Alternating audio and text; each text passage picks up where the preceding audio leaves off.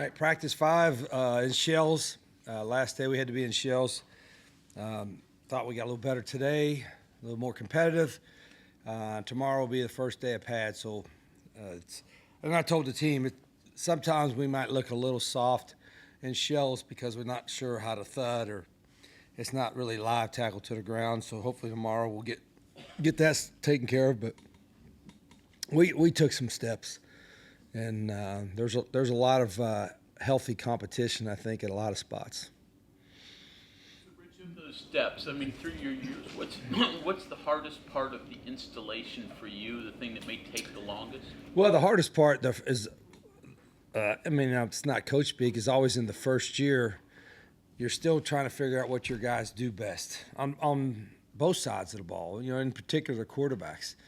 You know, the longer you're with them, you're like, okay, this guy does this better. And you want them all to be able to do everything, but inevitably some guys do certain things more than others. It's because they're all new to us, other than a couple guys that were with us at Jack State. You know, we're still kind of valuing what they do best, because everybody's got a system, but you still gear it somewhat to the strengths of what your players do. And but we've got time. We got time to sort that out. Figuring out, I mean, through spring and summer, and then the first few days, are you figuring out what people do best? Yeah, I think we're trying to make them do all of our stuff, because we'd rather everybody fit into one, certain kind of play sets. But there's so much. Defensively, we do a whole bunch, and then offense, there's a whole lot we can do, but inevitably I don't do, because, all right, this is who we're going to be this year, and you kind of focus on that, like. And we have a lot, I guess, to put it in a simple way, we have a lot of things that we can do in our offense. Sometimes it look like all they do is run the same play over and over again. I was accused of that. I think last year, the opposing coach said, well, they ran the same play, 28 times. And I'm like, and we'd have run it 28 more if we had it, in that game. So I don't ever worry about having variety for the sake of having variety. But inevitably you want to have answers to situations. You said you made some steps. What are some things that caught your eye that you liked? Well, I think the end of practice, it was a little bit more competitive when we went team. We kept score. And I know all these guys play video games and all that, so we kind of kept score in practice in our 7-on-7 and our team stuff. Like, the offense won the play, they got a point. If defense won the play, they got a point. If it was a turnover, defense got 3. If offense scored a touchdown, they got 3. And then it usually winds up, you hope, as a head coach, being pretty close, which it did. And then so being within 1 point, we had to end it with the big fat guys doing one-on-one in the goal line. White O-linemen running around. I call them fat, but that's a term of endearment. So don't get all uppity. They call them names. They like that. But anyway, yeah, so we did one-on-one with them, the O-linemen running routes, goal line routes, it took quite a bit of time, for them to get there, even on the 2-yard line. And then the D-line was guarding them, press man. And surprisingly, we had 2 O-linemen made like big-time Sports Center highlight type of catches to win the day. So the defense had to do push-ups afterwards. So the offensive guys are probably happy. So we were out there the other day watching practice. Jalen Henderson, he looked in better shape, a little slimmer than what we saw him in spring. I don't know if that's accurate or not. Is that in all accurate? What's your thoughts on his progression? Yeah, I had to look at his weights. He looked kind of the same to me, but again, I haven't seen him. But yeah, I don't know. He may have dropped a little bit. I think he's in pretty good shape. All of our quarterbacks are running pretty good. I think they're all in pretty good shape, and that's going to be the hardest thing to sort out, because not that you don't have enough. We got plenty of guys that are, I think, able to play, and it's just hard. Like, you can play 2 receivers at a time, right? 2 tight ends at a time. You can play 2 running backs at a time, even 3. It's hard to play 2 quarterbacks at a time. It is, and when you got to get 5 guys reps. So I think Rhett's done a good job of managing them, and the days in pads, as I think I mentioned earlier to y'all, we'll probably be more live with our quarterbacks than I've ever been in training camp, just simply because we've got to find out, who could do what. In terms of Jalen, though, has he looked any different to you from spring? Because he was coming off an injury-plagued year. Yeah, I thought he looked good in the spring health wise. They all are supposed to be. Yeah, I think it's a little bit. The guys that were here in the spring, I think have a little bit of edge from that. But I'm thinking Scotty was here in the spring. Obviously, Nico was here. Jalen, Max, and so the only one that didn't really rep through the spring was Khalil Wilkins, and he's done a really good job of catching up. He's probably a little behind because he didn't rep in the spring from the scheme standpoint, but he's a sharp guy, and he's had some good days. So, like I said, that's a job. Rhett and Pat and myself and Travis, we'll probably be talking about these guys every day and what the rotation is, and to give them all a chance, we're not. We're rolling them all in there and see where they're at. But you can see, Jalen's got a little bit of experience. You could tell that Nico's got some experience because he's quicker to grasp things because he's played football and he's a sharp guy. So I think, again, it's all new, and I got to sometimes forget that they're all like a freshman in this system. And so we'll be patient to some degree, but I always like yelling at quarterbacks anyway. It's like, what hobbies do you have?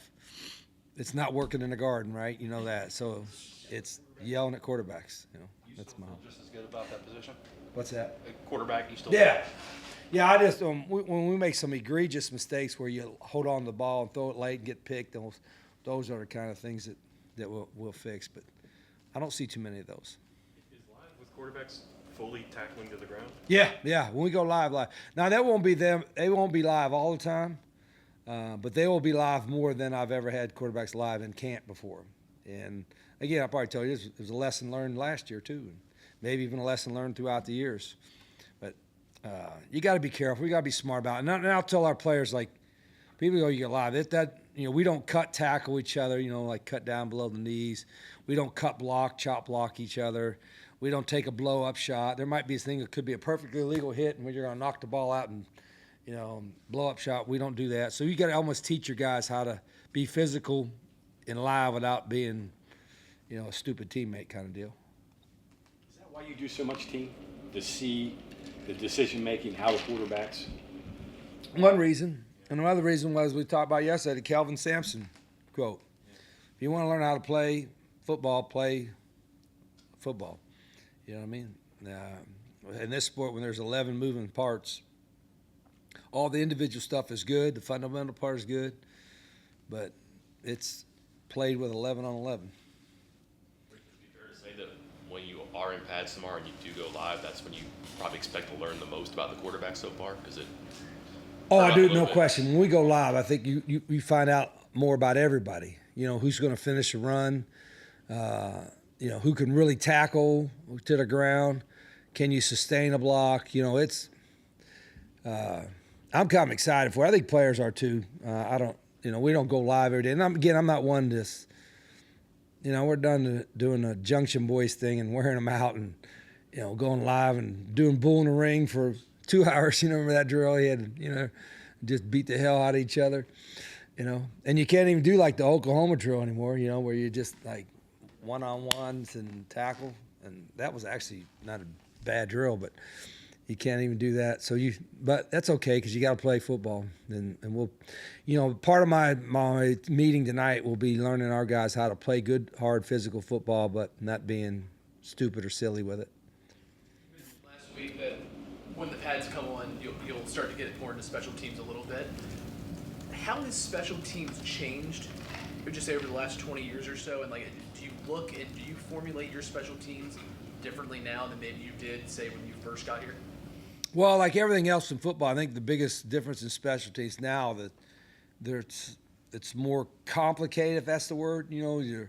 They're like the punt teams. You used to be everybody in tight, and they did the NFL kind of punt and gap protected, and they punted the ball. And now, we were going spread back in the day, but everybody does spread formations in a punt and unbalanced formations and different tempos and I don't think kickoff return has changed too much. We fair catch a lot.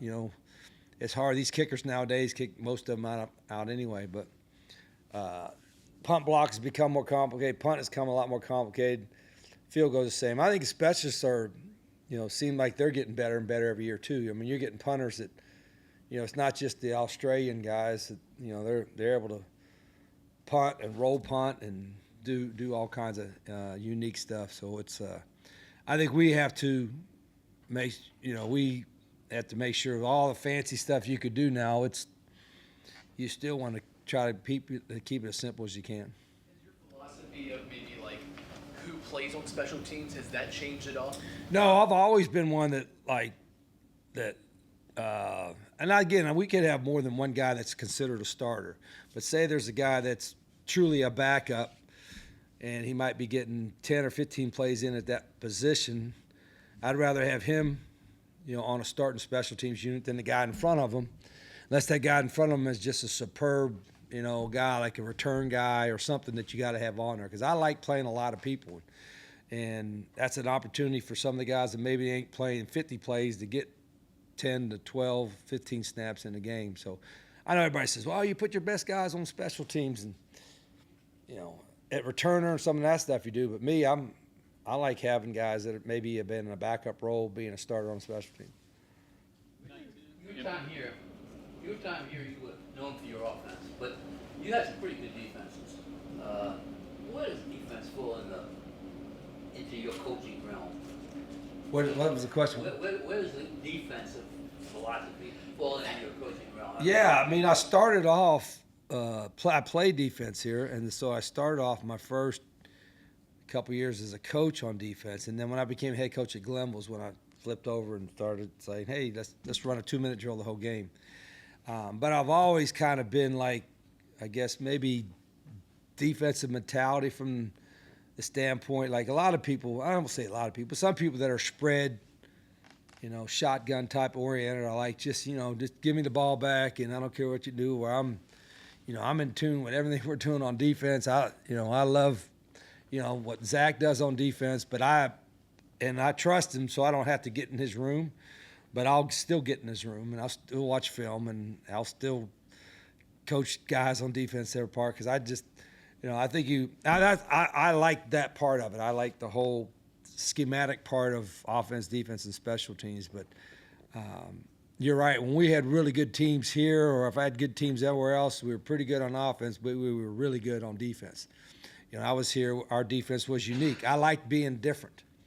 We were different with the odd stack, and Coach Castile was here, and I thought that made us, better. And Zach is different. Zach is completely different than a lot of folks what he does, and I like being different. But you got to be able to coach it, and you got to have obviously great players. Like if I had to say, you had a great offensive lineman and a great defensive lineman, I want both. Or you can only take one. Give me the great defensive lineman first. You know what I mean? Or you could have a great wide out and a great corner to lock down, shut down guy. Which one you take? Well, I might want that wide out, but man, give me that corner. You know what I mean? So they don't score, we're not going to lose, right? Put the pressure on Zach. Bob, tell him that. Coach says if you shut him out, you're going to win every game. Yeah, that's good. Outside of quarterback, what's the hardest position to master on your offense? Outside of quarterback. Typically you would say center, but our schemes aren't that complicated, so I wouldn't say center. I'd say the guy that has the most variety of things to do, which is probably perfect timing because I think you're talking to him today, is tight ends. Isn't that you having Coach Nice one? Oh, he's not today. Is it tight ends? Because what we do with our tight ends now, 11 personnel, he's got to block with the strength and the power of an offensive lineman. He's got to be able to run routes in space like a wide receiver, and that's the guy that lines up all over the place for us. So I think the tight ends probably have the most to learn position-wise other than the quarterback. Did you get any running backs back today?